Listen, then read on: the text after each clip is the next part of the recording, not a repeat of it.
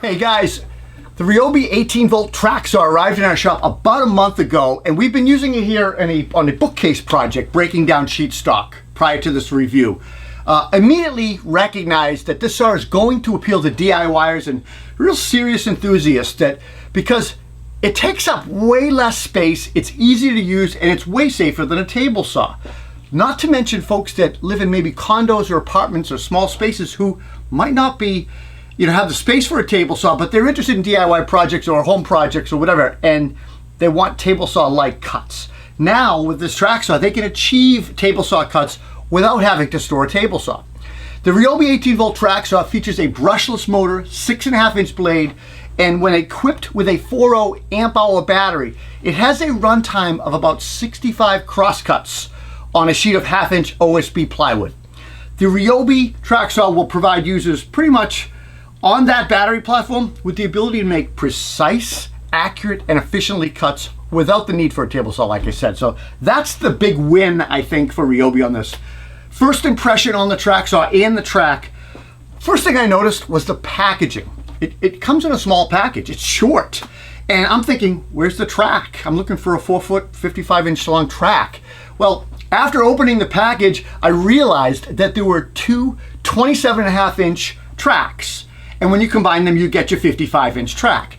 And the first question is, why would Ryobi do this? This doesn't make any sense to me. So I guess I'm assuming that they did this for packaging, transporting reasons, and store display. That's where it makes sense to me. My thoughts are that most people, like myself, will assemble this track and leave it assembled at 55 inches. And maybe buy another track and so you can make longer cuts. The fit and finish on this saw screams DIY. There's a ton of plastic used in the construction of the saw, and even the base plate is plastic. Upon further inspection though, the tool does seem durable. The saw's adjustment knobs are not robust, and as I'd prefer to see them. The plunge mechanism on the saw is smooth, it is easy to use, and the track is rock solid and robust. It's very, very well made. The saw does not come with like a variable speed setting or motor, but it does put out 4,300 RPMs, which is a bit lower than most of the other track saws we see on the market. As far as the saw's features go, the Ryobi track saw has comparable features to other higher end saws, like track tension, track adjusters, anti-tip mechanism, things like that. The depth lock knob is clear and straightforward, but does not slide easily. The blade and riving knife can be removed easily with an onboard Allen wrench. Pretty straightforward, pretty easy to do. And then there's a second onboard Allen wrench, and that handles the track connection or connector rod screws, the Allen screws. The Ryobi track is, like I said, it's robust, it's extremely well-made track, and it features a heavy duty gauge construction, aluminum gauge construction that's stiff with very little give. And like I said, it comes in two smaller sections to make up that 55-inch track. The connectors that connect them are approximately 12 inches long, and there's two of them, and they connect the two tracks together with two Allen wrenches, Allen screws on each side. The connecting rods and slots have enough play in the track so that you can align this track perfectly. You can do this on your own, set it up perfectly, instead of maybe relying on something coming true from a factory. I found it best to just use a straight edge or a level, 4-foot level, to align the tracks and get everything straight and then tighten everything down. I alternate screws. Once everything's tightened, no slop, no seam, lippage issues, nothing.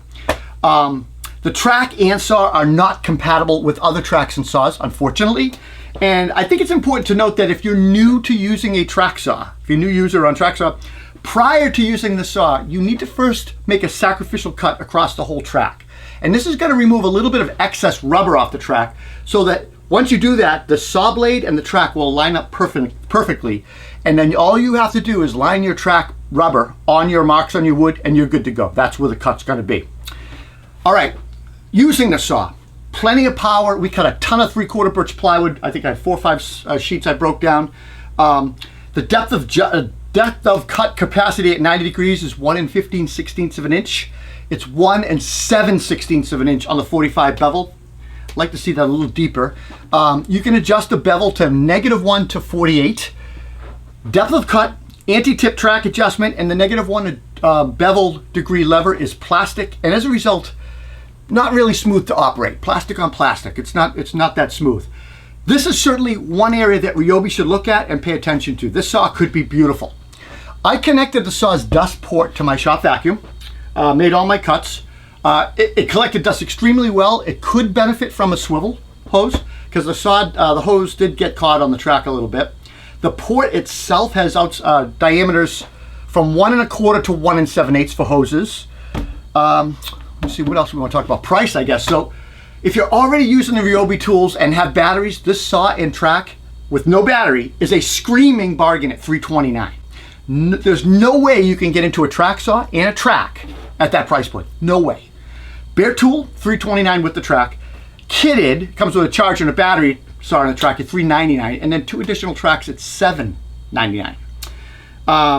Final thoughts on the Ryobi 18V track saw. This is a good entry point track saw with an outstanding track. It is positioned perfectly for DIY folk and people on the Ryobi platform, or for someone wanting to make more accurate cuts without a table saw. So this saw is not in the same class as many pro grade saws on the market, but its price certainly got our attention. And it's going to give users the accuracy of a table saw in a handheld form. In my opinion, I see this saw is going to appeal to so many DIY folk and hobbyists, or people that just want a track saw for many, many reasons. First, it just takes up way less space than a table saw. It's way safer, and it's just simply easier to use. And lastly, it's the perfect solution for someone who's afraid of a table saw or has never really touched a table saw before. This track saw can get you table saw-like cuts. Guys, that's it. I know this was a quick review. I hope you found it interesting. I'm Rob Robillard. If you liked the review, please give me a thumbs up, leave a comment. I'd love to hear from you folks. I try to answer as many comments as I can, at least give you a thumbs up back.